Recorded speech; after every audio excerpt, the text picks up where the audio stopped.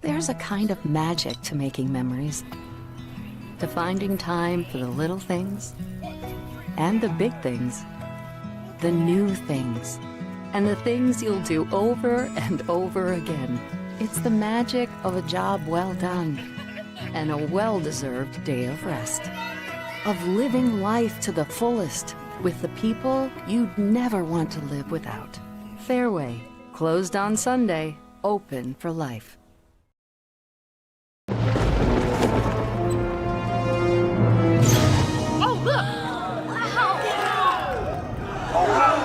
Derek, what's the guarantee? Derek? Mike, time to make history. Players at Circa Million make 5 picks against the spread each week with quarterly and full season payouts. Circa Survivor entries choose one team each week with no point spread. The last one standing wins it all. We have $21 million on the line. Are you in? Visit circasports.com for details. 1, 2, 3, 4. The iconic Paul McCartney got back live. A once-in-a-lifetime must-see event. Paul McCartney, performing a catalogue of music that's formed the soundtracks of our lives. Casey's Centre, October 14th. Register now for pre-sale access at paulmccartneygotback.com before the general on sale this Friday at 10 a.m. 2 guys, 2 Chris's, 1 network. Iowa Everywhere. It's time for 2 Guys with Chris Williams and Chris Hassel. Presented by Fareway Meat and Grocery from the Channel Seed Studios. Where? Everywhere. Live and always on demand at Iowa Everywhere.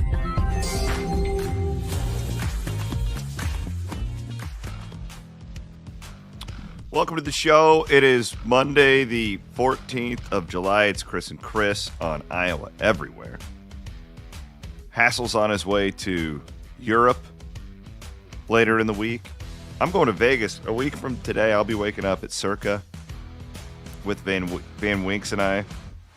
I don't know. Are we going to wake up? Or are we even going to go to bed, Van Winks?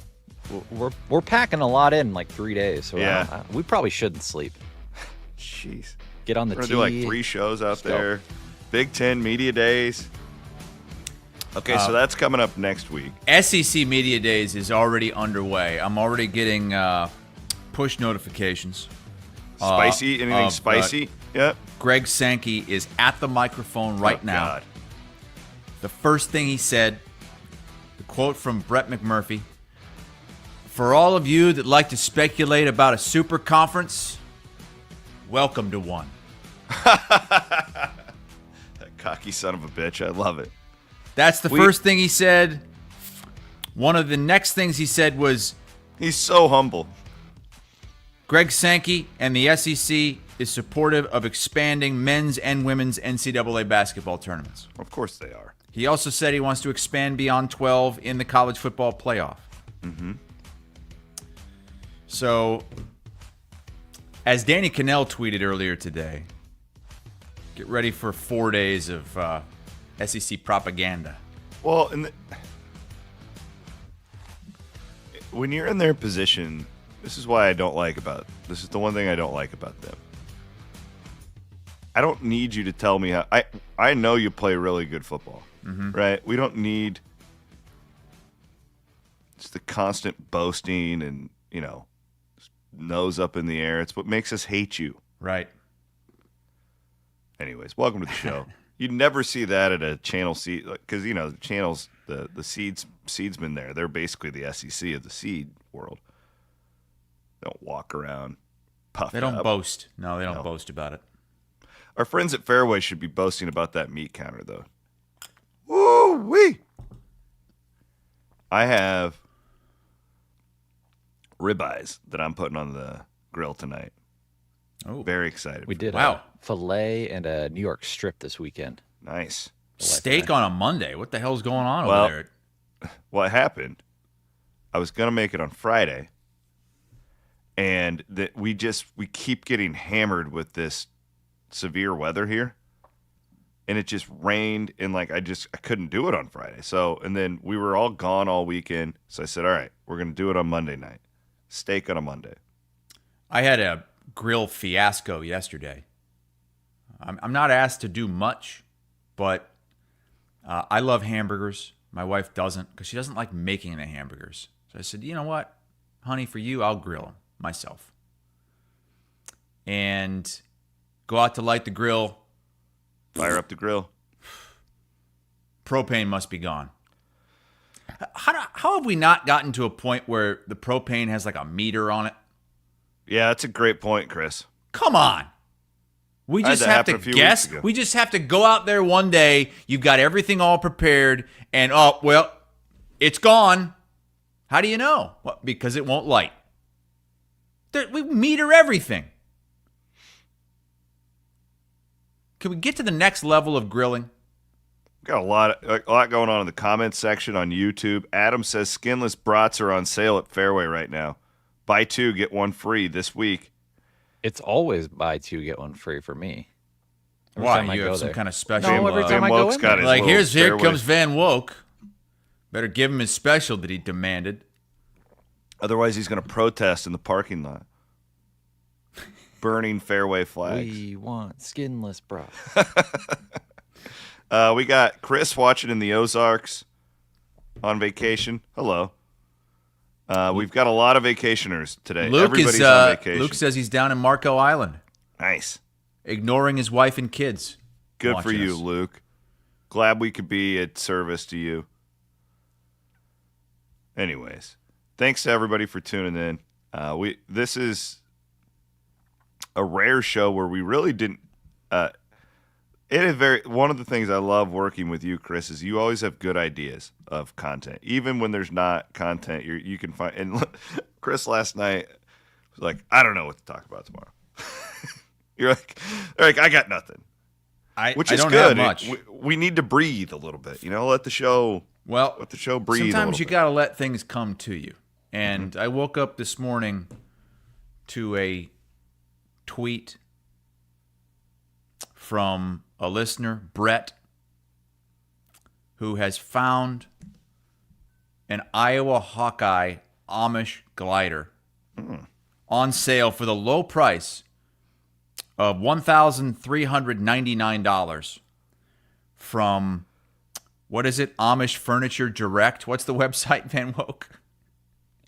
AmishFurnitureFactory.com. Here, An Iowa-based company. So this must be the same one Bloom works with, condition, right? new. These are just in from our Amish builders at AmishFurnitureFactory.com, Des Moines warehouse. We are an Iowa-based company in business since 2009. I don't know how they're still in business if they're making shit like this. Well, those are a little more palatable than the McDonald's. The one they colors gave aren't Bloom. as bad as the Iowa State one that Bloom has. Yes. Hawks look like they're about to kiss. Yeah, they're smooching Is hawks this officially facing licensed? each other. Yeah, it's officially licensed. Wow. But it's It on says- it's the Tiger Hawk is gold, but it's on like a dark gray and black bench. So it's not the McDonald's crap that Bloom has. I'm trying to read into the timing of this. So they come out, when was that? 2 years ago at least, maybe 3, that Bloom comes out with these We Will Collective Amish glider signature series with the Bloom's autograph. With the Bloom autograph on the bottom, selling them for $2,000 or whatever the hell it was. And now these come out now where, like, did they have to wait for the We Will Collective to be dissolved into the athletic department, and now they're going to go after the Swarm? Iowa's just obsessed with Iowa State. It's very clear. They also have bar table sets, end table, single glider chairs, and more coming soon. So there you go. Stay tuned. Whose foot is that? Look at that. There's like a woman's foot with her toes and a Hello Kitty. Is that a Hello Kitty sandal? Meow. What? It's football season when the Amish bench is back in the conversation. Now, there's no way the Swarm would be stupid enough to fall for what Bloom and the We Will Collective did a few years ago. I'm surprised that didn't set you guys back a decade. That was a great idea. Gliders. No one bought a glider. Not a single person. real text Bloom sent. It was hilarious. We had this brutal windstorm come through town last week, and we had a little neighborhood, little text going, just, hey, got any damage? But it's 3:00 in the morning, and Bloom sent a picture of his Amish bench out on his patio. He goes, the Amish bench is in perfect condition. Yeah, nobody's moving that thing. Like, how do you even get it? Matt's wondering if they deliver on horse and buggy. Remember, in my truck. You did? I had to go and pick it up. How heavy is that thing? It's really heavy. It's really, really heavy. Ooh, that single glider in the back with the eye block. That's pretty dope. That's actually a cool one. Shut the hell up. What? Hassel, you have poor taste. Are you shit? You guys don't actually. You're not being serious. I don't like the colors because I hate gold. You're telling me those Iowa ones are way better though because it's just it's more. Let's just like say blend in. You could put that there wasn't a logo on it at all. You would put that outside your house? Oh yeah, absolutely. Absolutely. That's a nice piece of furniture, Chris. No, it's not. Those Amish do impeccable work. They might make it well, but it's still looks like shit. It looks like I like it. Something that would be outside your great aunt's house. I would absolutely put that. You're going to your great aunt just died, and you're going to with your parents to go clean out her house, and she's got Amish gliders sitting out there like that. What's your problem with the Amish? I don't have a problem with the Amish. It feels like you're an anti-Amite. Anti-Amite. Morgan says tacky is the word Hassel is looking for, and that is correct. Maybe I've been away from Iowa too long. Maybe my tastes have risen above what you backwoods Iowa folks think is good. What do you put for furniture in Florida? Like, that is a nice piece of furniture minus the Tiger Hawk. No, it's not. We have I don't know the name of the place that my wife got. It's like plastic? That looks plastic. No. It's not. It's vinyl, I think, right? Sorry guys. I'm out. I'm too elite. I'm it's too much of an elitist for polyvinyl on that. It's a polyvinyl.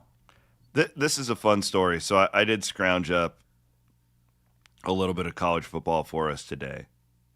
And we're also going to pose, so I want our audience to think about this. We're going to pose the question, what is a successful season, open-ended, for Iowa and Iowa State? We're going to do that. And then our friends at The Athletic, we've talked a lot about Texas Tech. I think it's a big story. It's a national type story where you have this non-blue blood type program that is presumably just outspending everybody, which could only happen in 2025, right? Well, the Athletic did one of those anonymous columns last week where they asked all the different head coaches for like a quote on Texas Tech. And I pulled what I thought were the best ones. And because I'm not quite sure, I think our audience that's really into this stuff probably understands it. I don't think most like casual Iowa State fans, because they're in the Big 12, fully comprehend what Texas Tech has put together down there as far as talent goes. So I wanted to read some of these because these are wild. Okay, here's one. It doesn't have to be anonymous if it's coming from Scott Frost, who said it on the. Yeah, we know which one was Scott Frost. Yeah, he goes. They built the best team. Not Scott Frost. One conference head coach. They built the best team that money can buy, but if they don't win the Big 12, holy cow. Here's one for you. Ridiculous. They're not just outbidding. They're outbidding under teams by 3. Wild. It'll be interesting. If the players are good kids and about the right things and about winning, I think it'll go great. If they're about themselves, first time adversity hits will define them. That sounds like Matt Campbell. I don't know what to believe. I don't know how it's even possible, said one coach. These are big numbers. There will be a lot of young men who take pay cuts when they get done playing college football. Well, that's obvious. Don't you think most will take pay cuts when they're done playing college football? Yes, absolutely, I do. And then he goes, so one of the coaches says, some people are going to spend like I like this quote just in general. Some people are going to spend like the Yankees and Dodgers, and some people are going to spend like the Rays and the Royals. That doesn't mean that we all don't have a chance, but it's tough. Which that kind of just sums up college sports right now in general. It's like, sure, the Devil Rays won the World Series, but it's hard to be there consistently when you I don't think they ever won it, did they? Didn't they? Or they made it a bunch of times, I guess. Maybe they didn't win it.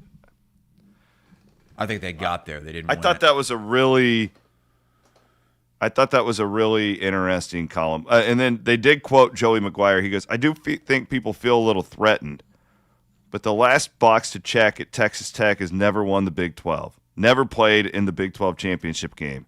That's why this year is so critical. No pressure, buddy. Huh.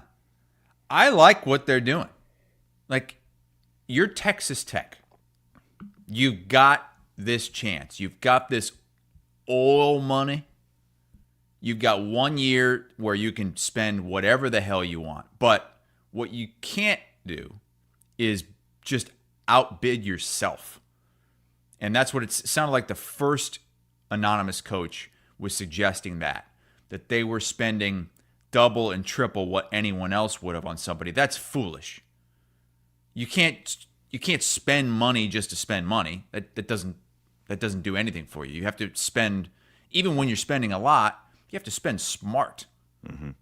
I mean, if no one else is offering a guy over $1 million and you come in with $3 million, what's the point? It doesn't mean he's a $3 million player. It means that you made him that. Nobody else was going to.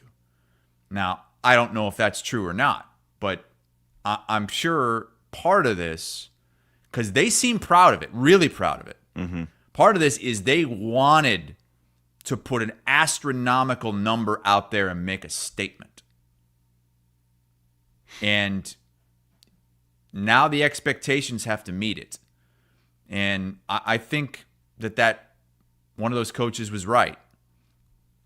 You don't spend $40 million on a team and go 8-4, 9-3, not win the Big 12 and be satisfied with it. I mean, you should be expecting to compete for a national championship with that kind of money. I mean, getting to the Big 12 championship game should be the lowest bar that you're looking to clear. Do you think that they will win the Big 12? I know we've had this conversation. We did our rankings, all that stuff. I don't. Neither do I. If you give me Texas Tech or the field, I'm taking the field. Shit. Texas Tech would be, well, what's their number right now? What are they? Great question. 600? Matt, will you pull up their Vegas odds, like even to make the playoff or whatever you can find? It's a really good question. It's a fascinating debate. It's so much harder to. I witnessed this firsthand with Iowa State in 21. I think you've probably had a season or two like this at Iowa.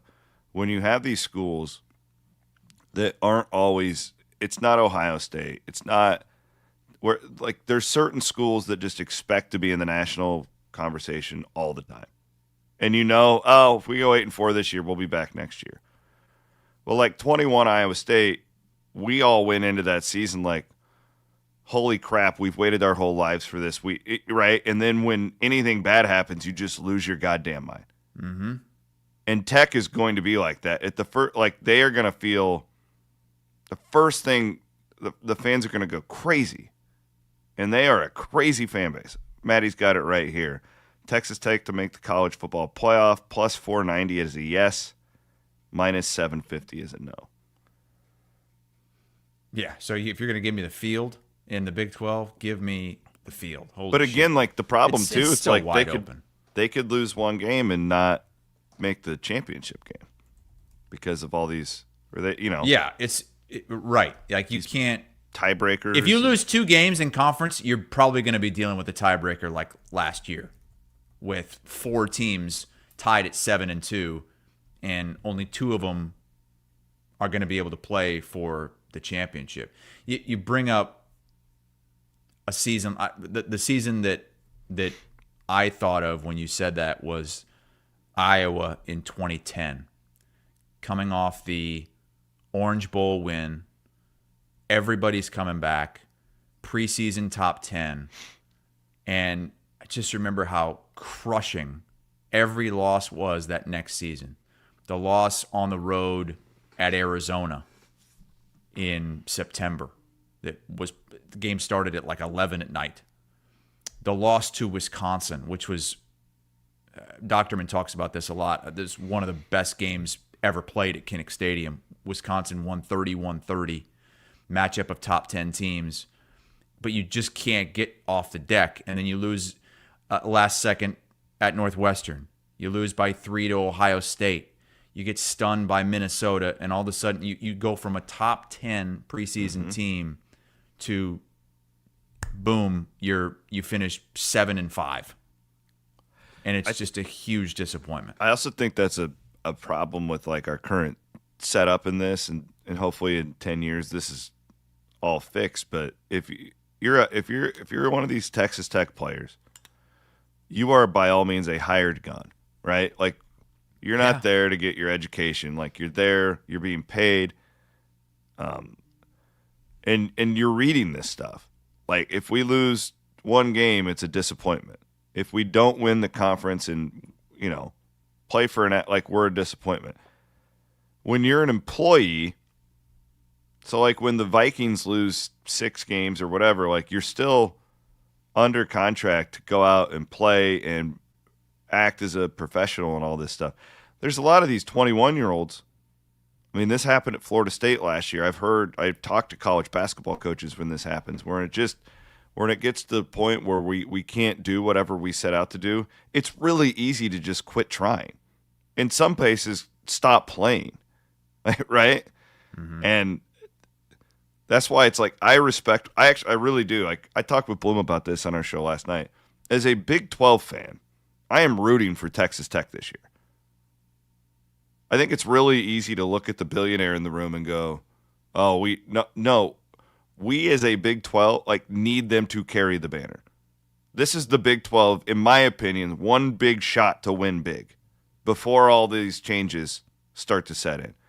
Do I think Arizona State, Kansas State, Iowa State could get to the playoff and be very respectable? Absolutely. I don't think any of those rosters are capable of running getting to the Final Four. I just don't think that they are. Well, but maybe we'll see. Maybe my pushback on that would be this: if that happens, let's just say Texas Tech goes on a magical run, and they make it to the college football playoff national championship game, like TCU did a few years ago. What you're going to hear is, but you could only spend like that for 1 year. They bought their roster for 1 year. The revenue sharing is here. You're not wrong. That doesn't have any bearing on the Big 12 moving forward, so we should just throw that out. That's an outlier. That was a 1-year thing. So I don't know how much staying power that would actually give the Big 12 if Texas Tech was the one having that success. You might be right, but this is your one chance as a league to go out and win big. You think, but last year Arizona State should have beaten Texas. They should. You're right. They should have been. There's no guarantees. They should have beaten Texas. There was a bad call, and you had this what was it, a generation 4th and 15 that they gave up to end the game? Well, in Scattaboo, listen, he was the best player that maybe I've ever seen live. Honestly, and I saw Vince Young. He was pretty damn good. But Scattaboo, when he was at his peak, was just like, yeah. But that's why, totally off topic, but I thought your Mark was very profound comments last week about the media poll and how he thought that actually impacted. And he's right, now that I think about it. We all just thought Arizona State was supposed to suck. If they would have been picked to finish 3rd in the league, they would have been on better TV slots. They would have been covered more. It would have changed our entire perception of what they were. We just thought they were this plucky underdog, right? No, they were a really good team. who we just didn't know about. Yeah, So, I didn't buy it. I remember, I'm pretty sure I picked Iowa State to beat them in the Big 12 championship game. oh, yeah. Oh, we totally disrespected that quarterback going into that game. All of us Well, did. they were Like, without their top receiver. Yeah. They were really good. Then nobody gave them a chance against Texas. All right, let's want to give a push here. Our friends Scott Docterman and Chad Leistico, the Legends and Listeners crew, we are having a live event this Wednesday in Iowa City at Big Grove Brewery. So Legends and Listeners live from Big Grove in Iowa City. Guys are very excited about this. I'm very. I wish I could go. I can't. I have a Cyclone Fanatic event that night that I have to be at. But this will be really cool. These guys have been pushing, and we want to do more in Eastern Iowa. This has been a big internal push from us as well. I don't know that there is going to be a guest or two that they are going to have. We can't give out the name yet, but once we let everybody know, you'll be very excited about that. So, Big Grove, Iowa City, this Wednesday night. The show starts at 7. I'm sure there'll be a big gathering before Doc and Leistico. That'll be great. Another big outing at Big Grove. Had the Murph and Andy patio tour finished up at Big Grove in Des Moines. Yep. And happy to be out there for Legends and Listeners. And I'm looking forward to being able to hear them on a Wednesday. Usually I have to wait till Thursday morning to hear Legends and Listeners. That show is so good. It's great, especially in season. Like, just things that you get information that you don't necessarily know, and things you wouldn't necessarily think of, because they're on the ground with the team on a weekly basis. Docterman's so locked into Big Ten stuff too. Yeah, like the whole a thing. lot of people think he was an Iowa guy, but he's so locked in with the Athletic on the just college football. In Yeah, general. he's a national reporter now. Covers everything, but being do so believe- close, being in Iowa, he covers Iowa a lot.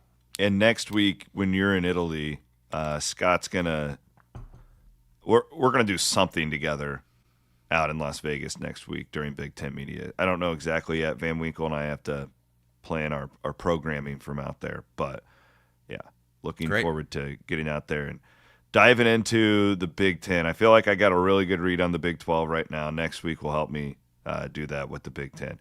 Want to thank our friends, the sponsor of Legends and Listeners, Game Day Men's Health. Of course, our friends at Game Day Men's Health, the ones and hopefully the staff over at North Liberty can come over to Legends and Listeners, the live show on Wednesday night. But appreciate Game Day for so many people yell at me about testosterone now. It's kind of uncomfortable, but it's kind of just become part of the thing. Also, our friends at Freedom Tire. So we're still doing this giveaway. We have, how many days are in July? About 15, 16 days left, where we are giving away a set of tires to one of our viewers, listeners. You go to iowaeverywhere.com, go to the contest page, and you can enter this. And then they're going to pay it forward and give another set of tires to a charity of your choice, which is an awesome move by our buddy Quentin over at Freedom. You should choose me because I need them. You bald?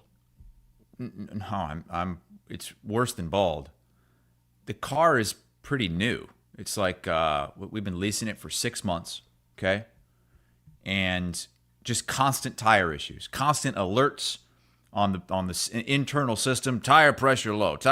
I've had to go and fill that son of a bitch up at the local gas station 2 times now. But it's been multiple tires. But now the back right tire is down to like 21 psi. Can't even drive it on the interstate. So we're gonna have to take it into wherever. We don't have a Freedom. Talk to Quentin? No, we don't have a Freedom. Well, you should text Quentin. We are though. not He free gives down here. Give you some advice. And so I'm thinking, I'm a dumbass, I guess. I just assumed we are leasing this car. We've only had it for 6 months. Constant tire issues already. Take it back to the dealership and give me some real tires. These are lemons. These are lemons. What's going on? My wife's like, no, you can't do that. This is on us. They can't control the tires. That's not part of the warranty. Why not? It should be. That's why you lease, so you don't have to deal with shit. They gave me faulty, lemony tires. And now I'm going to have to go over to Firestone or whatever and pay for new ones because there's something in the tire. I don't know. You all right? Oh, Mike says there's a Freedom tire in Apopka, Florida, but it's not the same Freedom tire. What would make a successful season for Iowa in 2025? Yeah, let's get into this because it differs year to year. It also differs based on the schedule. Iowa's schedule is a lot more difficult this season than it has been of late. Big Ten West is gone. Yeah. Okay, you don't have that anymore. So I honestly don't remember the last time I've been this excited about a schedule because you've got 3 playoff teams from last year coming to Kinnick Stadium. Indiana, Penn State, Oregon. You also go to Iowa State, you go to Wisconsin, you go to USC, and you go to Nebraska. So for me, my idea of a successful season is going to look different than it did a couple of years ago. Mm-hmm. I mean, I think a couple of years ago I was saying, well, you better compete with the best teams on your schedule. Show that you can actually be in a game against a ranked team and not get embarrassed. But you might win 10 games because of the schedule you had. Mm-hmm. This year, what's Iowa's over-under? Is it's usually always 7.5. I think it's 7.5 right now. I think that's what it was. For me, Iowa is it's circa 7.5. Okay. Yep. So there's a couple different ways to look at it. My definition of a successful season isn't necessarily just the win total. There's more that goes into it. Like I'm not going to say, well, if 8 games, you go over the win total, no.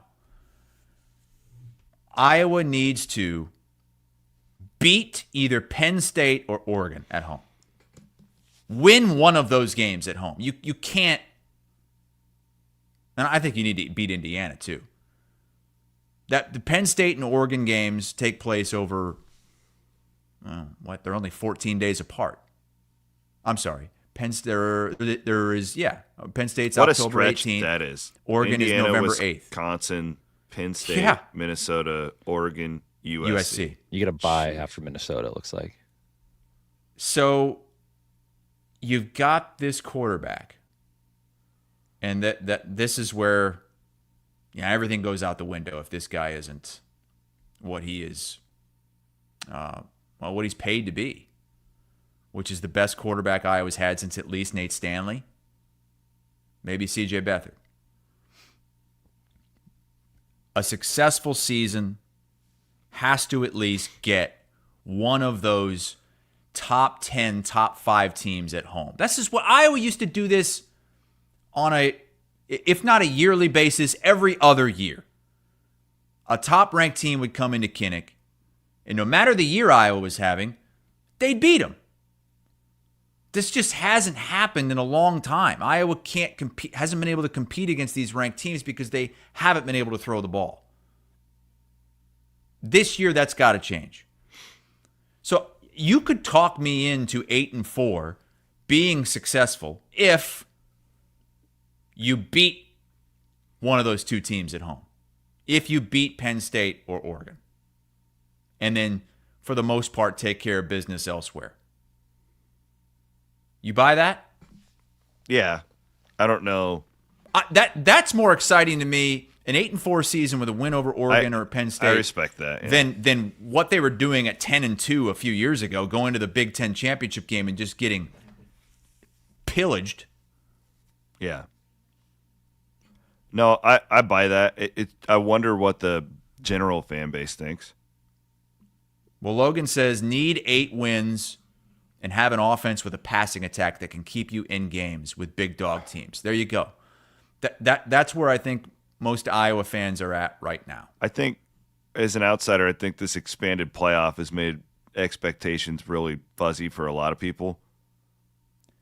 But if you get Indiana and then one of those 2 games, you might be in the playoff race.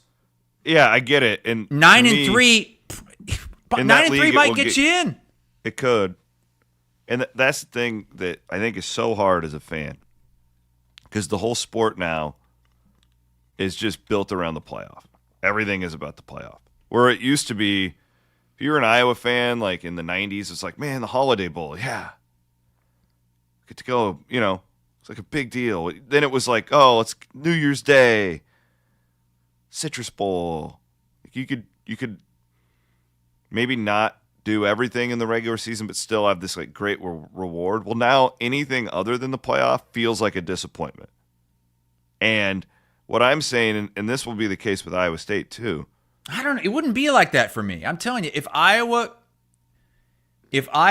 beats Indiana and you're on Oregon, duck, and they finish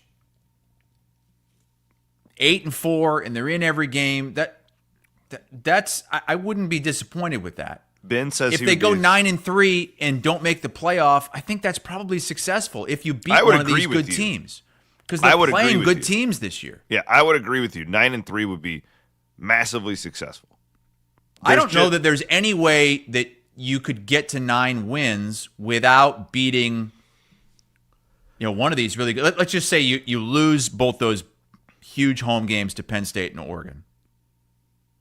You'd still have to you'd have to win either at USC or beat Indiana at home, win at Iowa State, win at Nebraska, win at Wisconsin. You'd have to do a lot of things.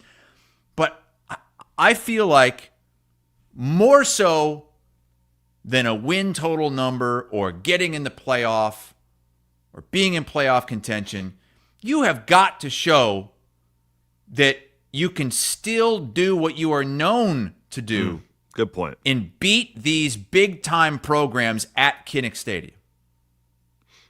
Yeah, we need a little bit of that Ohio State game from that magic. Yeah, or that the Michigan game from 2018. Yep. To me, that's more important than maybe going 8-4 or 9-3 and getting blown out by top competition. Where it's like you have the record, but everybody who's being honest knows that you really don't belong in that big game. Right. Yeah. Like those seasons where they won the Big Ten West and got embarrassed in the Big Ten championship game, like just backdoor into it. It was miserable. They couldn't throw the ball. Couldn't run it now either you got for a few of those years. This Leicester, though. I know. A mad genius. Budemeyer, Hassel, increased role. If you had to put a point spread right now on those 2 home games, Penn State and Oregon, what's the spread for those right now? Do you have a look-ahead line? I looked. I couldn't find. I'll see if I can find them somewhere, but nobody has. Iowa would be a dog in both of those games. Yeah, I would say Iowa. Boy, it's Penn going to State's depend really good. Yeah, it's going to depend on how they look early in the season. Do they beat Iowa State? Do they? How does the Indiana game go? I could go anywhere from Iowa plus 3.5 to plus 7. Yeah, I would. I was thinking closer to 7, but yeah, you're right. It depends on if they come out and start 4-0. FanDuel has an early line on the Penn State game. Okay, what do we got? Minus 10.5. 10.5. Wow. Oh God. Oh, see, give me Iowa. God, that's telling. Are you? I'm kidding? telling you though that you saw my reaction. Penn State's really good. This isn't like Penn State's really good. This Penn isn't State, an old. They're like a title contender this year. Yeah, if we're talking bars for Penn State, yeah. Penn State feels like they need to win the national championship. I agree. This year. Anything less than that is going to be a failure. My cousins went there, and I mean, that is their expectation this year. Penn State to win the national championship. I think if he does anything other than play in the national championship game, would be a disappointment for that fan base. these look-ahead lines, as Nicholas points out on Facebook, it goes to what Iowa's done against ranked teams since 2020. I mean, he's got the note here. They've been outscored 287-84. God. It hasn't even been close. But it's going to be different this year. I believe that. I believe that this team is going to be able to at least put up some points against anybody. Now, will the defense come back together? I don't know. I mean, defense was a problem last year compared to how they've been in the entire Ferentz era for the most part. If I would bet that, if I could bet that right now, I would put a lot of money on Iowa. Plus 10.5 at home. You kidding me? All right. What would make a successful season for Iowa State? I know where I'm at. You want me to start? Yeah. Very loose here. I believe, Matt, you can confirm. I think they're at 7.5 for the win total as well. My successful season for the Cyclones, the goal is to win the Big 12. Okay? The goal is to win the Big 12. For me, it would be to be in the mathematical, going into the last game of the season at Oklahoma State, November 29th, have a shot to play for the Big 12 championship because of all these tiebreakers and stuff like that, right? The ultimate goal is to play in that game again. Would it mean you're a failure if you don't? No, because you could technically get fifth in the league but lose out on a tiebreaker that you can't control because of some Kansas State game that was played in the month of October. But I think, like with Rocco, I think their defense is going to be substantially better. There's a lot of just pieces, a lot of intangibles that this particular group has that will put them in that situation. However, I also think there's a lot of quirky things about this group with the schedule, the way it sets up. I really don't like the Ireland thing.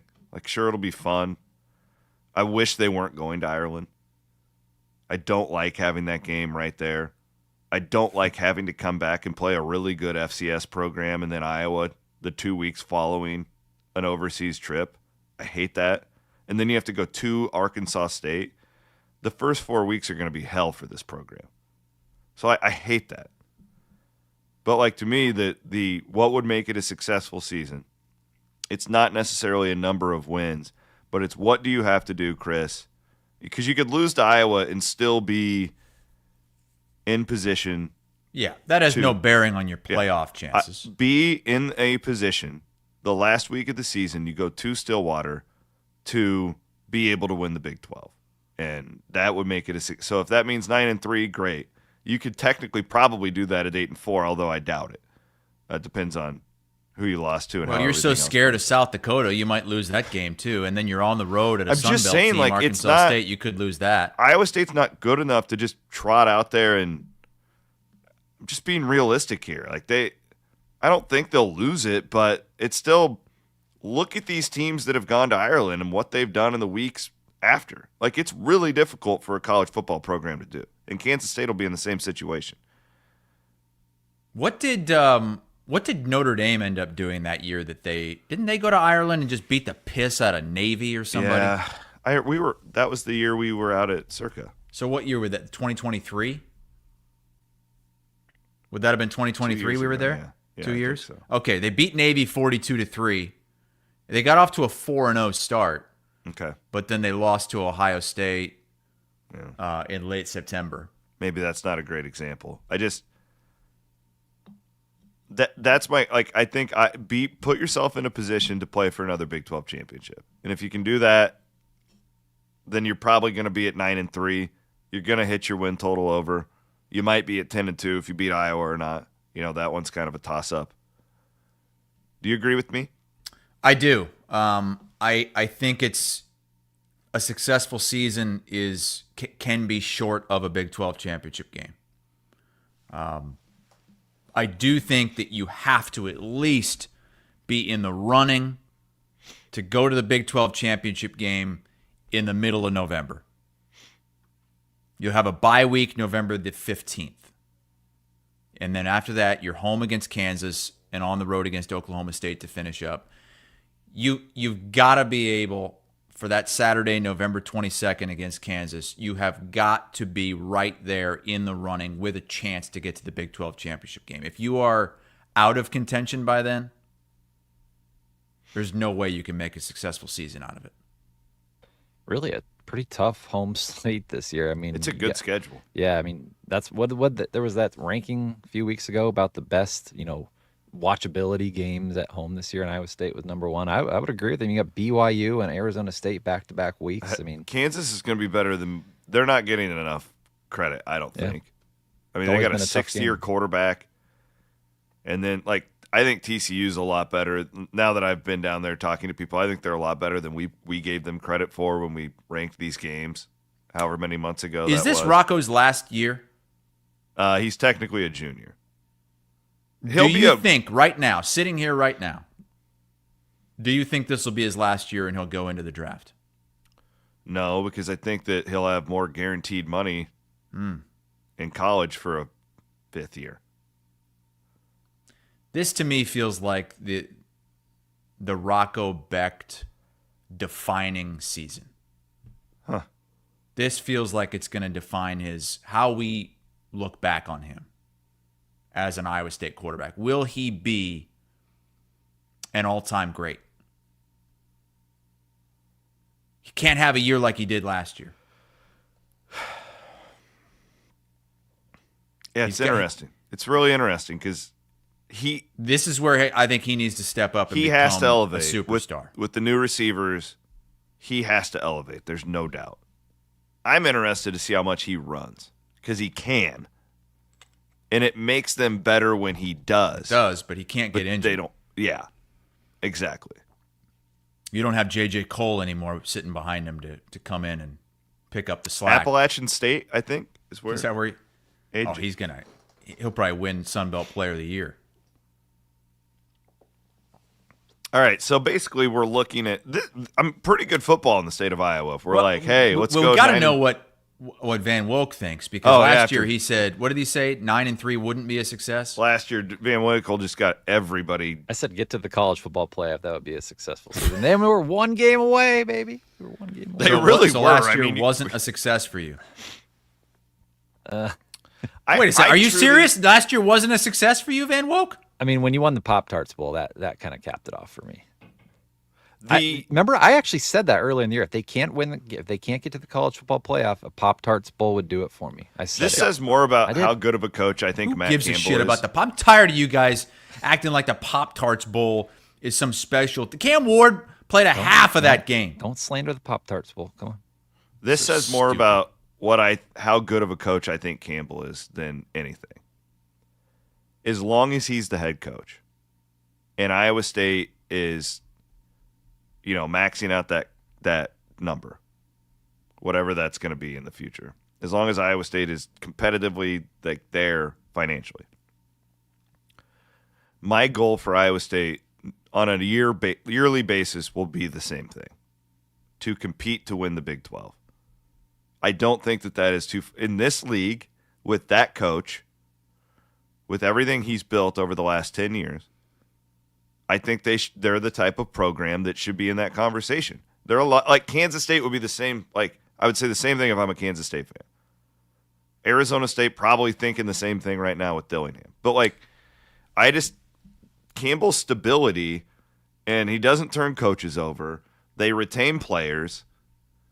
I think that while they may not have as much money as everybody in this climate is a really big positive. Now, the problem is I don't know if they're going to have the top end roster ever. They probably won't. They're probably going to have the 7th or 8th best roster. But at those other things, I think that they should be in the 9-3 conversation every year, which would put them in a shot.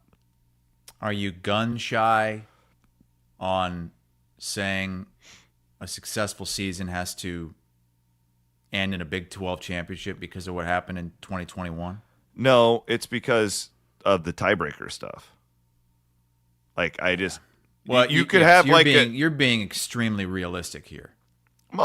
Unlike most fans. You can be a really good team and you can do everything you needed to do, but because BYU beat a team by 16 instead of 14, you don't have a chance to do that. So I'm not going to fault the program for that. Like, that's just college football, right? It sucks. It's why these big leagues suck. But the whole thing is based on that Big 12 championship game, and a lot of it you can't control. You can do whatever you can do, but... Well, that's the shitty thing for teams in the Big 12 compared to the Big 10. The Big 10, if you go 10-2, doesn't matter if you make the championship game, you're still going to go to the playoff. In the Big 12, you go 10-2, and if you miss out on getting to the Big 12 championship game, you're not going to the playoff. That's your only Correct. chance. That's why I won't put that as my criteria. There's just too much that you can't control. Mm-hmm. I'll throw another one out there. Win all your home games this year, right? I know it's a tough schedule. That would be... But that would I think, for me, define a successful season for Iowa State. That would be Iowa, Arizona, BYU, Arizona State, and Kansas. Mm-hmm. Remember last year, Williams, it was their only home loss was to Tech, and how disappointing that game was. We had no idea what Tech was building. And the implications of that game, what ended up being with that tiebreaker, if they would have just won that game, it would have been easy peasy. You're in, right? Yeah, but they still got to the Big 12 championship. I know, but would have been a lot easier if you would have won it all. Yeah, right. Well, they got lucky because BYU kind of tanked there towards the end. All right, let's do our triple B, and then I got something I want to go long on here based off of my triple B. So let's go, Kelderman Mania. Bigger, better, bolder. Built by Kelderman Manufacturing. I'll go last because it's going to roll into my going long. So, Van Winks, why don't you start for us, brother? Okay, so I was kind of struggling to find a triple B again this week, and then I came across this late last night. Do you guys know the MLB draft's going on? Well, only because of you. So this kid named Taitn Gray, he's a catcher out of Dallas Center Grimes. He was picked in the 3rd round, the 86th pick overall by the Tampa Bay Rays. Wow. This kid can mash. I was watching some highlights of him. This kid can absolutely crush, and he's a switch-hitting catcher. Wow. Drafted in the 3rd round, a high schooler? So he won't go to college then? No, well, he's committed to Oregon right now, but it sounds like he's going to stick with the Rays. I mean, see, this is what I don't understand about the MLB. It's so confusing to me. Like, these high school guys get taken, but then they're still committed to these colleges. Like when you're in that situation, because the Braves, I only looked, Matt, because you told me, and I was like, oh, who'd the Braves get? And they got a kid who's committed to USC. So will he go to USC, or will he just go into our farm system? You can redeclare into the draft. So like if you get drafted by a team, you can say, well, I'm going to forego my pro prospect and go back into the draft in a later time. But it sounds like this kid's going to probably just go straight to the minors. This is the video I saw of him. He was at like a draft prospect. Listen to the ball coming off his bat. This is nuts. I'm surprised he even knows how to hit with a wooden bat since they use aluminum. Dallas Center Grimes is a breeding ground for MLB players. They had Tony Watson, former MLB reliever. Well, Jeff is saying that there was a kid from Des Moines who got taken by the Royals. Oh, cool. 23rd overall? Sean Gamble? Yeah. What? Originally from Des Moines. I don't know what that means. So maybe he's a transplant. Oh, yeah. Big Papa says he left at 14 to go play at IMG Academy in Florida. That doesn't count. Pulled a hassle. Oh, my God. Well, congrats, Taitn Gray. This will be a fun kid to watch coming through Major League Baseball. Awesome. It's home run derby tonight. You guys watching? No, I will. Big dumper? I'll only watch, Matt, because it's in Atlanta. Yeah. It's really disappointing Braves season for me, but Matt Olson's going to rep. Yep. And I love my Braves. You know that. Even when they suck, like, I still have them on in the background every summer night. So because it's in Atlanta, I will absolutely take it in tonight. Come on over and sit in the garage and drink some Los Bravos with me if you want. For my triple B, I'm going off the board here, as I often do. Few things hit like a man on the street interview on local TV if that man on the street is a character. Just think of some of the great all-time news stories with characters on the street. hide your kids, hide your wife, hide your husbands. We just had one in Chicago that it was about a potential mountain lion sighting on the streets of some suburb of Chicago. I heard the roar. I felt that roar. I knew to keep it pushing. I knew that. Curtis Jones says he was walking near Robber Street late Wednesday when he saw people running from what appeared to be a large wild cat. After I see the people run, I just see something big just walking, just right over here, right by the bush. It went right over here. I swear, I promise you, it went right over there. And it said, roar, and I just kept walking. I seen it, seen me, see it. So in my head, I'm like, nah, I gotta go, man. I'm out. Rochester police say officers became aware of a video on social media that appears to show a wildcat, which some people claim is a mountain lion. RPD says it received numerous calls of reported sightings, including one near North Clinton Avenue and Robber Street just after midnight. About like this big. Word. It was just walking, slithering like it was. I don't know, man. A shelter Keep going. Keep going. Shelter in place was ordered and then lifted when RPD was unable to verify the presence of a wild animal. Police say no reports have been substantiated. Jones tells me he remains on edge. You gotta keep this bat right here, man. I'm gonna keep this bat right here, man, just in case. I'm gonna protect this. I ain't gonna let nothing happen to us, nothing, okay? They ain't find it last night. It's still out here. It could be out here in one of these bushes or something. You know, them mountain lions, they be wow, they be crawling, and, you know, they serious. The Monroe County Sheriff's Office assisted the investigation by using an aerial drone. The Seneca Park Zoo told 13 Wham all of its animals are accounted for. I don't play with lions. I don't play with tigers, bears, nothing with the wild. I don't play with those. I promise you. I don't even do roller coasters. I'm good. So this is ABC 7 Chicago posted that, but I believe this was from Rochester, New York, where this guy saw the mountain lion. Got the baseball bat.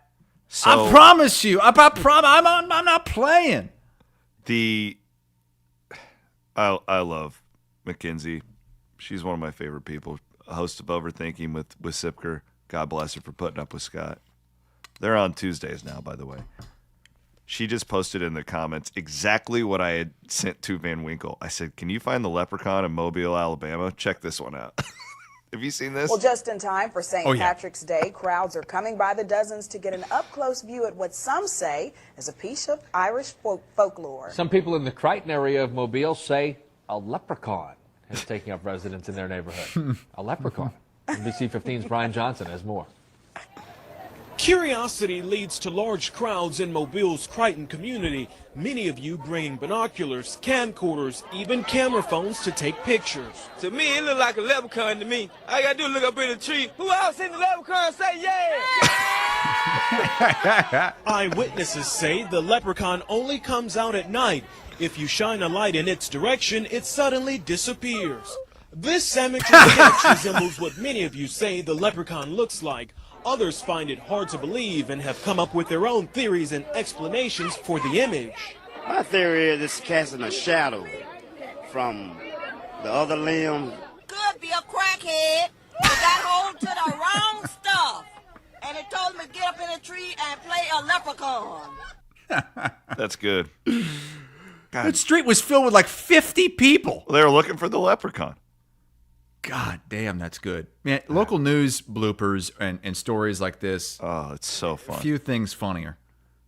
My triple B goes to Keith and everybody who put that event on for our buddy Bryce over the weekend at Principal Park. It was the best memorial, funeral, whatever that I've ever been to that just captures like a person, right? Like they called it the celebration of life. It was absolutely perfect. The Cubs jerseys went to Tonic downtown afterwards, and they had these St. Bryce's Day things everywhere, and it was just perfect. I wish you could have been there, Chris. There were so many people from our industry who I hadn't seen in years who showed up. Pete came down from Okoboji. It was good to see him. But it was just a beautiful, beautiful event, which leads me to I want to go long here and ask you a very personal question, courtesy of our friends at Wealth Charter. It's time to go long with Wealth Charter Retirement Planning and Tax. Simplify your finances, baby. Your one-stop shop. My buddies over at Wealth Charter. Going to get you rich so you can retire early. I was having a conversation at St. Bryce's Day, and I believe it was with Ken Pink, but I'm not positive. Had a lot of conversations, deep conversations. This turned into a really deep, if you could only have one drink for the rest of your life, what would you choose and why? Now, here's the parameter. You could have as many of them as you want, but you can only drink one thing for the rest of your life. So, an alcoholic drink. Well, doesn't it have to be water? No, an alcoholic drink. I'm talking like if you can have one, so you can either choose, I just like Busch Light, so I'm just going to. Okay. You're like. So I can still have water and coffee and all that other stuff? One alcoholic drink. So you can't be like, I'm going to try a Stella and then I'm going to no. I'm going to have an old fashioned. You get one thing for the rest of your life. What do you choose? Well, it definitely wouldn't be any beer. Because I can only have a couple beers and I've got to switch to something else. Boy, my favorite cocktail is an old fashioned. But if that's the only thing I ever get, I don't get it's too sweet. You're going to get tired of it, man. No, the way I make them, I don't make them sweet. I mean, I love a vodka martini, but again, I can only have one or two of those. It's Jack Diet. That's the drink. Jack and Diet? Yeah. You can drink it when it's cold. You can drink it when it's hot. I've never even had a Jack and Diet. I can have like 15 of them. Yeah, it's the best drink. So I used to do whiskey ginger ale a lot. That's a whiskey sour, right? No, it's not a whiskey sour. It's just whiskey and ginger ale. Never had that. Should try it. You've never had whiskey and ginger ale? I just did the Jack and the Diet. I think a whiskey and ginger ale is probably better for you. Ginger ale is better for you than like Coke. Diet Coke. Well, Diet Coke might be worse for you than regular Coke. Bullshit. I think it would have to be an old fashioned. That's what an old fashioned that the way I make them, not the way you get them at some bullshit place in Iowa, wherever you go, with crushed ice, like that horrible Wisconsin old fashioned that a lot of people serve up that way. No, I'd like to take my bottle of Steeple Ridge. Well, yeah, why wouldn't you choose that? Gonna just be drunk all the time. I took a bottle, so we had true story here. Met with some old friends of Ashley's last night, farmers up in the Crawford County area. Connected them with Pat Hoffman, and Pat's gonna make them a barrel of their own whiskey with their corn. Oh, that's pretty cool. Wow, that is cool. I am surprised. I thought you would just take some kind of straight whiskey. No, maybe older in life, I should consider I'm going to age. If that would be the case, it would be Steeple Ridge Black. Would be my choice. Okay. That is my favorite whiskey, Steeple Ridge Black. The mashed rye is really good, but I think Steeple Ridge Black would be my choice. I'm going with an old-fashioned made this way, bullet rye, and it can really be pretty much any kind of rye, but I usually stick with bullet rye. 3 ounces of that. Okay. A few dashes of regular Angostura bitters. Just a little squeeze, just a tiny squeeze of a fresh orange. Orange. Okay, orange. A 2/5 of an ounce of simple syrup. 3/5 too much. A drop of Luxardo cherry juice. Stir that all together in ice. Pour over a big ice cube. Slice lemon peel and 1 Luxardo cherry. Plop that in there. That's the drink. That's what I'm going to live on the rest of my life. Yeah, because there's a question. It's one drink. So you can't say, I'm going to take Steeple Ridge and have, because I can make all these different drinks. No, it's one drink. Mm-hmm. It's not the bottle. You can't say I'm going to take vodka and then mix it and I'm going to make a Bloody Mary. I'm going to make a, no. It's one drink. That's what made this so complicated the other night. And I feel like there's nothing greater to honor Bryce than having that long conversation at his celebration of life. Bryce would probably do some kind of beer. Not Guinness anymore. Or something. He quit drinking beer at the end of his last 10 years. He was just on the bourbon. I'm with you, Hassel. I think I'm an old-fashioned guy. I'm a pretty basic old-fashioned. You're sounding a little too frou-frou for me, but do climbing kites count? A THC? Yeah. Jesus, you're getting all THC'd up? Yeah. It's a nice low-key buzz. Yeah. A low-key buzz. Let's do it. That was a good show today. I had nothing to talk about. We went 7 minutes over. So is Fails back from his European vacation yet? Because Murph and Andy's today. He just texted me. He's not back till Wednesday. He said. Yeah, I was going to say, I don't. So is he going to do it from? Yeah. Where is he at now? He's still in Sweden, I think. He started in Sweden, then he went to Denmark, then he went to Norway. He was in Norway on Friday. I'm staying. Booked this last week. One night in Ireland with a couple of this older couple. They're in their mid-70s. You're staying with an older couple? Yeah, I booked it. Eileen and Alfie are their names. They cook for us. And she told me she would drive us into town to go to the bar and pick us up. What?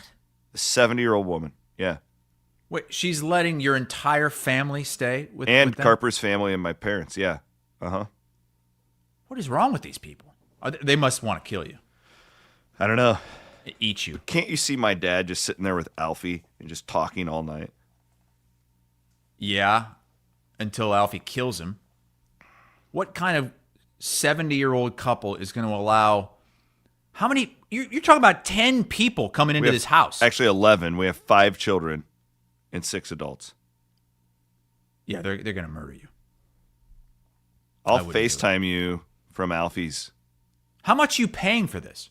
It's $1,000 a night, but it's for all of us. So, and they cook for us. They cook our meals. It's like a bed and breakfast, but it's just like a really. And they know that there's 11 people coming? Oh yeah, I told them all about them. Yep. I don't know, man. He referred to my kids as the little mites. Which I thought.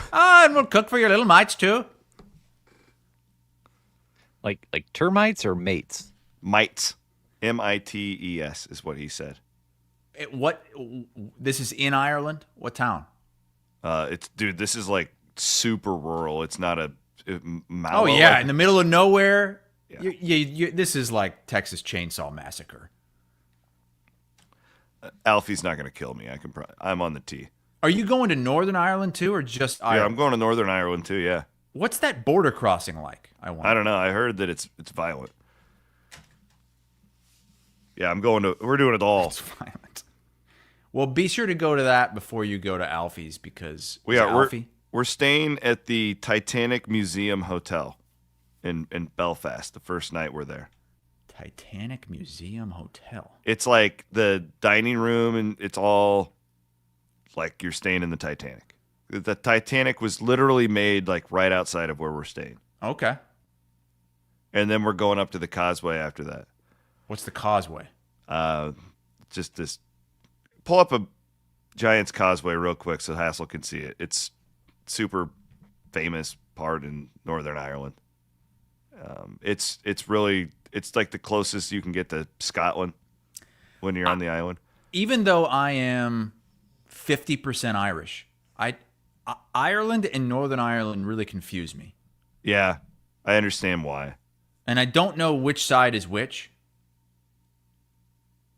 I don't know, like, is Ireland? Ireland is the side that isn't part of the UK, correct? Northern Ireland is? Northern Ireland's part of the UK, yeah.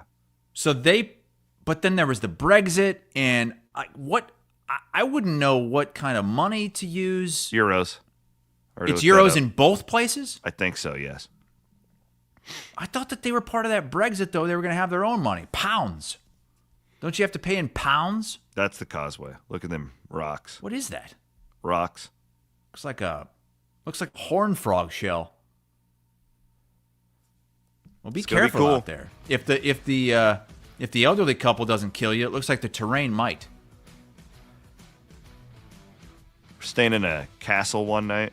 You got to be going somewhere haunted, right? There's got to be. I mean, you think of that Belfast. There's haunts everywhere. I mean, those buildings are 10,000 years old. Carper and Cooper and I already have it planned out. We're old. not going to bed our first night. We're just going ghost hunting. By yourselves? Yeah. We're just going to walk around urban Belfast looking for haunts. You guys are going to get jumped by Irish thugs. Have you seen Carper? He's like a specimen.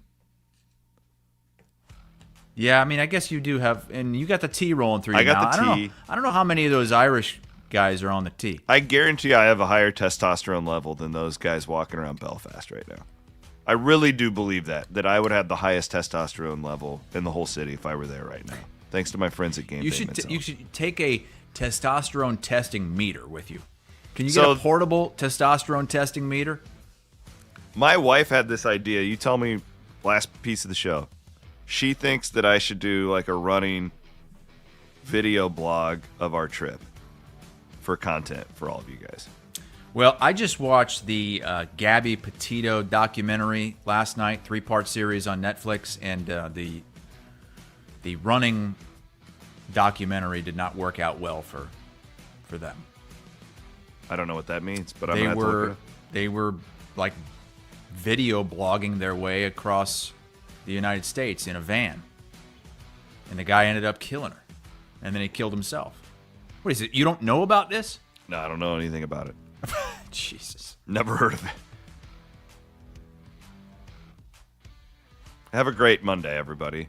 Presented by Fareway. We're in the Channel Seed Studios. Murph and Andy's coming up today at 1 here on Iowa Everywhere.